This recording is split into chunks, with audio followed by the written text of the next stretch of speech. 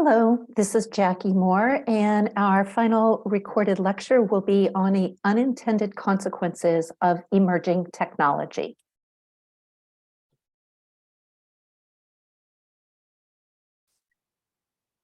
When we think of unintended consequences of emerging technology, what we're meaning is an outcome or an impact that was not anticipated and that has negative impacts or serious consequences.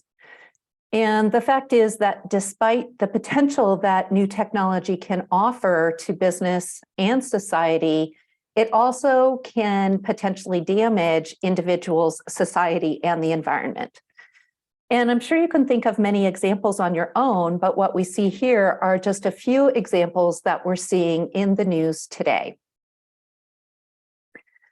McKinsey says that few leaders have developed the necessary skills in order to navigate these unintended technology risks, and that business executives are inclined to overlook potential perils. They also overestimate their firm's risk mitigation capabilities. And as a result, when these unintended consequences happen, oftentimes people throw up their hands and say, well, we didn't see it coming. And the fact is, from a technology perspective, with all of the focus on responsible technology and responsible innovation today, businesses have to change their perspective from hindsight in terms of these unintended impacts to foresight. McKinsey has a really nice article on AI in particular that focuses on how these potential unintended consequences should be addressed proactively. And they follow a model that essentially says, let's identify the known drawbacks that we're already aware of. Let's identify other possible risks that could in fact happen, and then create a proactive strategy for risk mitigation. This 2019 article from McKinsey has really extensive frameworks for managing the unintended consequences of AI that could also be used for other types of technologies, in my estimation. If you go to the actual article that is cited in the notes slides, you will see that there are interactive opportunities to click on each of these units of analysis to identify some of the unintended consequences of AI in particular. In addition, there's another interactive framework that shows at each stage of the development of emerging technology, particularly for AI, again, in this particular case, what are some of the areas that we're going to see AI risks occur? And without going through all of this, I'm going to refer readers to the article itself in the footnotes of these slides. From my perspective, this is a really nice framework, but it does presume that businesses are able to identify and manage risks. However, I do think that there are pros and cons to asking business to anticipate these things on their own. And I've developed a table here in terms of other parties that could have responsibility for addressing unintended consequences, with a brief description as well as an initial mind map of some of the pros and cons of each of these groups taking responsibility. So when we ask business itself to have responsibility for unintended consequences, oftentimes they do hire consultancies to help them manage this process. And because those consultancies are paid by the business, they definitely want to do a credible job. And at the same time, one of the big drawbacks is, much like the fox guarding the hen house, there are inherent conflicts of interest. The benefit is that businesses really do understand the issues and the technology, and increasingly companies are appointing a chief ethics officer, particularly as they pertain to the role of humane and ethical use of technology. Government also is tasked with oversight for technology policy, and government policy can be used to set guardrails and guidelines. Again, the pros and cons that I've identified is that the benefit is that this levels the playing field for all companies when we have a known set of standards that we're trying to achieve. And it creates more consistency and certainty around what we're doing. At the same time, there's ample evidence that our government regulators are not up to speed on technology the way they need to be. And sometimes they don't understand some of the sources of competitive advantage deriving from things like technology lock-in, network effects, data, et cetera. And as a result, they're often left playing catch up, and it puts them in a reactive mode, reacting to problems rather than setting proactive guidelines. There are a number of watchdog groups or non-governmental organizations, such as the Center for Humane Technology, that is comprised of very knowledgeable and committed people working to avoid these unintended impacts. And typically these NGOs are independent, which is a big benefit, and they're staffed with very credible experts.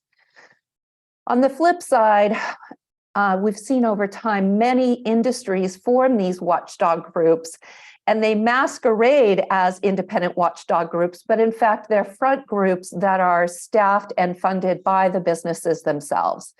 And this results in the efforts being not considered grassroots, but astroturfing, which is really fake or phony. Finally, we also task society as a whole with essentially calling out the unintended consequences of technology and asking these other parties to increase penalties and guardrails regarding what happens when technology goes awry. This falls under the category of social movements and activism, which have been shown to have good impacts over time, and at the same time, individual outrage oftentimes affects an individual and isn't scalable at the level that it needs to have impact. This is an area in terms of responsibly addressing unintended consequences that's getting increased attention because of the rapidity with which technology is progressing and having these impacts. As a result, we see many positive trends happening in the emerging technology space. The terms that are currently used to be more proactive in understanding unintended impacts include things like responsible or ethical technology, which actually is a phrase that has a specific definition where companies are assessing, modeling, and mitigating risk with an emphasis on individual and societal impacts, so mitigating those negative individual and societal impacts. And in fact, there's a whole suite of tools that companies can bring to their AI, for example, to actually assess the degree to which AI is likely to have unintended impacts. Another category that we're seeing a lot of work in is called responsible innovation. In fact, there is a journal devoted to this topic, and the goal is to ensure that all science and innovation developments are designed to benefit society and the environment, and not to have this problem of technology run amok. So to proactively, again, identify what are the possible risks, and let's put some guardrails in place to make sure that those unintended impacts are less likely to happen. The subcategory of responsible AI in particular is defined as a process to design and deploy AI based on proactive knowledge of its impact on people and society. And some subcategories of this that are phrases that increasingly are important are AI alignment, which is to ensure that as we create AI that is able to learn on its own, that it doesn't ultimately harm people. AI safety is similar, but a separate category.